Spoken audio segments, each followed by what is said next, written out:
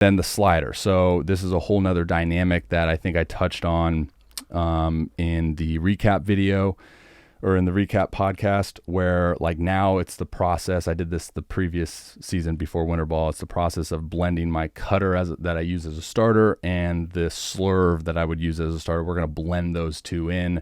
There's a video that I'll publish probably within the next week or so. That's going to be very, very good in terms of, like showing you the behind the scenes, if you will, of what I do from the slider pitch design standpoint, and having the Rapsodo and the pitch logic available to do that, and then throwing with the pitch logic basically every day on flat ground just to kind of fight for the exact metrics that I want.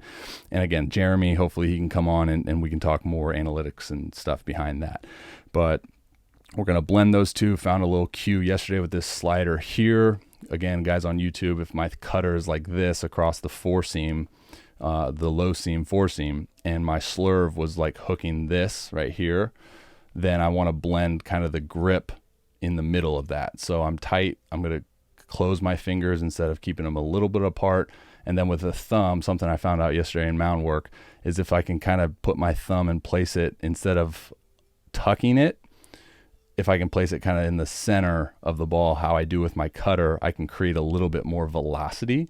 Now, the thing for me, and Jeremy will attest to this, is we want to kill as much spin efficiency as possible. We want to increase the velo, probably 90% of the fastball velo, whatever that is.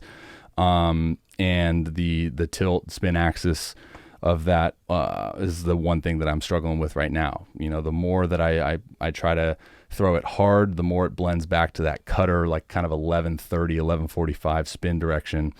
And the more that I wrap and tuck my thumb, it'll drop like to 830 and get too slurvy. So I think it's just more reps. Once I create more reps, more feedback, and every day is like a learning curve with that.